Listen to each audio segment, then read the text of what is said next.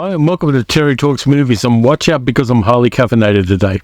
This time around I've got a couple of imminent releases from Umbrella Entertainment, both Australian films, both in beautiful prestige editions. They're all regions so you can watch them anywhere and they're totally worth it. The first one I've got for you is a 1980s Indiana clone. A clone of Indiana Jones, a kind of rip-off but not really.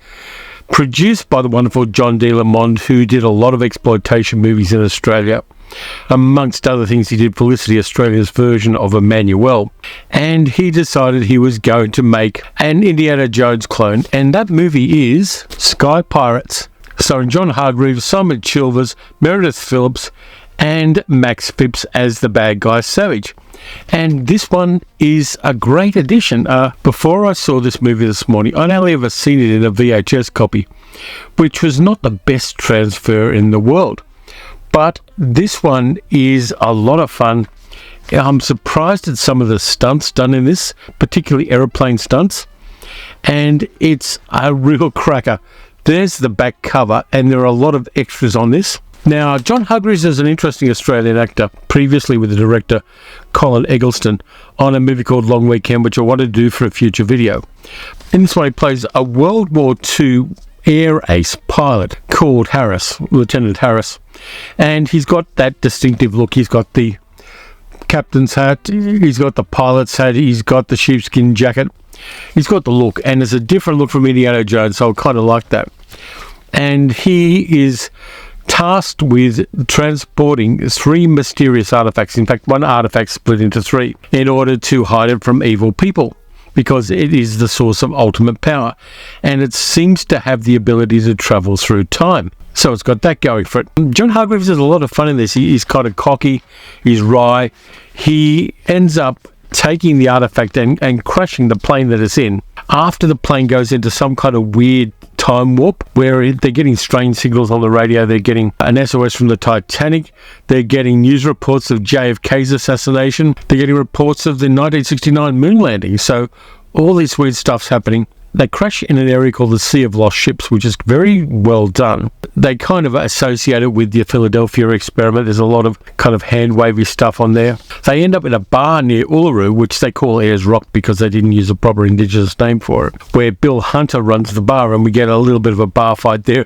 And Bill Hunter, classic Australian actor. There's a truck fight which emulates closely the one in Raiders of the Lost Ark. There are anachronistic planes, and there's scuba gear, 20 years before scuba gear became very popular. There are locations on Easter Island, which is really great. And even though the ending is a bit anticlimactic, it still is a lot of fun to go on this journey with these characters and just see how well John Lamond and Colin Eggleston did on a relatively low budget. The prestige part of this is, of course, this box, and the box has a lot of cool stuff in it. Proper hard case, nice and solid, and Umbrella is great for that. There are a whole bunch of lobby cards. There's John Hargreaves being suitably heroic. There's the love interest in John Hargreaves at Easter Island. There's some great period vehicles of various kinds used in this. There's a lost ship they find in the Sea of Lost Ships. Bit of heroics going on there. John Hargreaves and Bill Hunter playing Russian roulette. There's your truck fight. There's the character Mitch being heroic as well, and she does pretty well in the action stakes as well. And then we get a 48-page booklet called Indiana Clone's Diary, which is actually a book about movies like Race for the Yankee Zephyr, Romancing the Stone and Jewel of the Nile. It's basically a little reference book about all the movies that were seriously influenced by Indiana Jones. Now, having said that, Indiana Jones itself was a clone of other things. In particular, Secret of the Incas, the movie with Charlton Heston playing a treasure hunter in Peru who has a side hustle being a sex worker. I did a whole video about that movie and The Naked Jungle, which I'll post in the description of the video. So Indiana Jones wasn't original, so it doesn't matter that there were a lot of Indiana clones, because it was a thing in that genre for everything to emulate things that had gone before. And I've seen most of these movies, except I haven't seen Bloodstone, for instance. But I like the booklet because I'm probably going to go through that and try to find copies of a lot of these films. And it's done in a very nice way. It's very solid and sturdy and well researched, as all of these Umbrella reference works are. And then we get down to the disc itself. There's your soft cover underneath the hardcover. And there's the back with some really heroic artwork. Then you get to the inside cover. This is like a striptease. There's a really nice version of the cover art. All of the notes and that on the back. There's your disc in there, and it is all region. It says so on the back. And there's more. Poster. We got a poster. Double-sided. Now, this movie's a lot of fun. It's got its tongue firmly in its cheek. It does a lot with not an incredibly large budget. There's a rescue from an elevator cage, though only one of the two people in the elevator gets rescued. There's some good underwater photography. There's some good location photography. There's use of period aircraft in a really fine way as well. This movie, the production values are way above what you'd expect for this kind of film. It's silly and it's not entirely believable all the time, but it has a lot going for it. And John Hargreaves, sorely missed as an actor. He was great in a whole bunch of leading roles in movies. Unfortunately, he was one of the actors we lost to the AIDS pandemic. That's a deep shame because I like him in a lot of things. Things like Death Cheaters with Graham Page that he did for Brian Trenchard Smith, and Long Weekend, and a whole bunch of other films. Great actor who should be remembered. Second one is a 4K, and it's a movie that has a complex history when seen retrospectively, from now back to 1977 when it was made. This one was put out previously by Umbrella, but now they put it out in a prestige 4K with so many extras I truly love, and a hardcover with a design by Bunya Designs, which is an Indigenous design company, and I'll post a link to their website as well. The Last Wave, directed by Peter Weir. This one is a complex movie culturally for Australia. It's the story of a lawyer played by Richard Chamberlain. They dragged in an overseas actor for it, who is tasked with defending a group of Indigenous men who are accused of killing another man.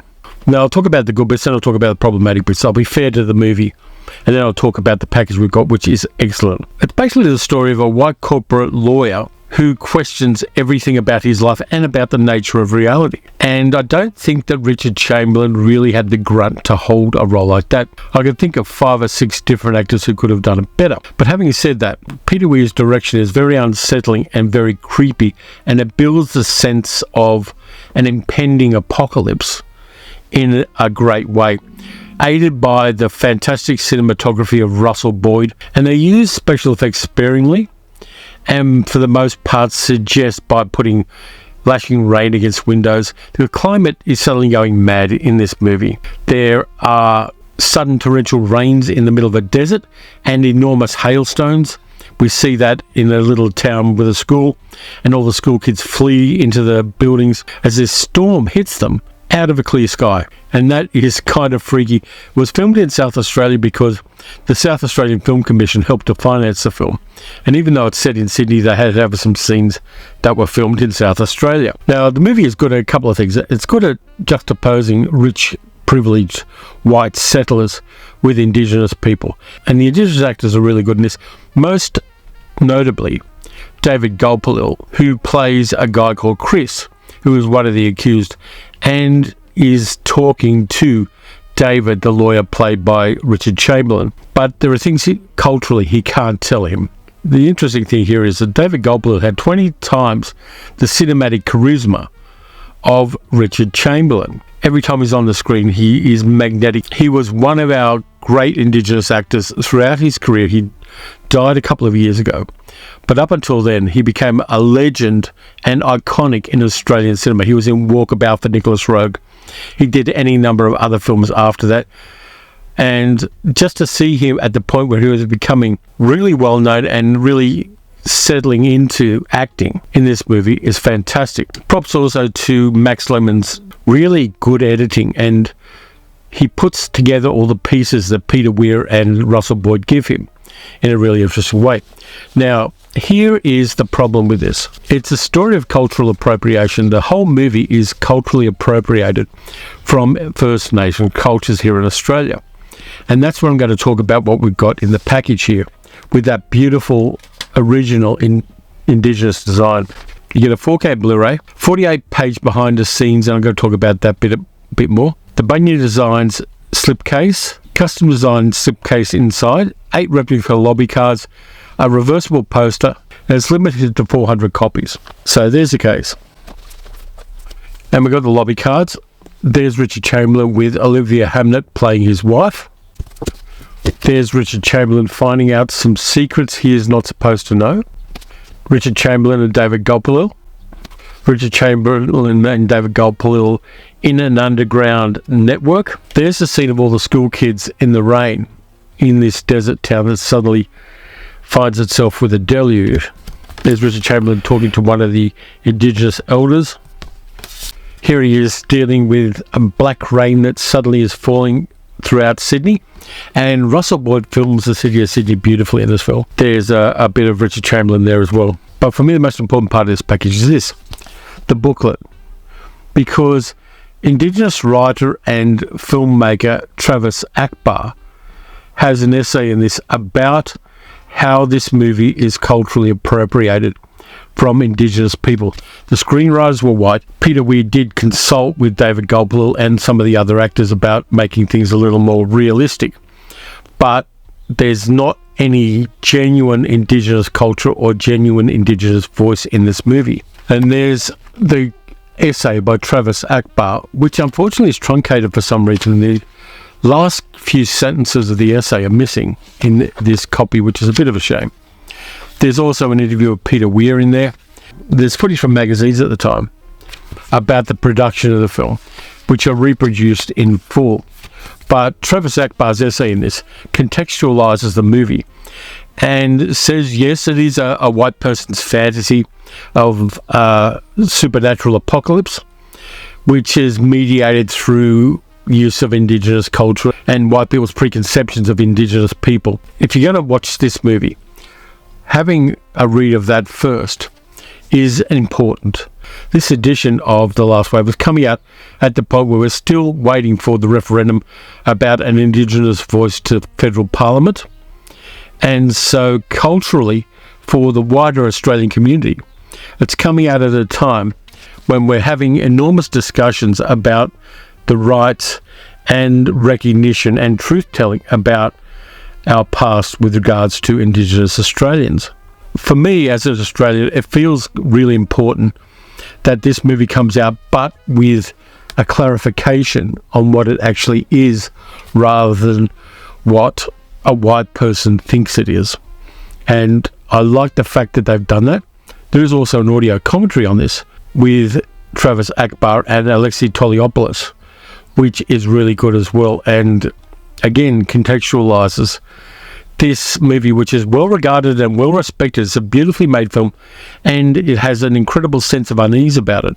It's a white person's story using Indigenous mythologies as white people see them, rather than as Indigenous belief systems actually are. But having said that, we'll get on with the rest of this disc. There's a specially designed slipcover which uses some of the imagery that you get at the end of the movie.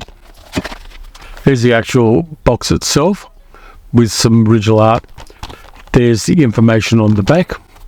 There's your two discs, your 4K and your Blu-ray.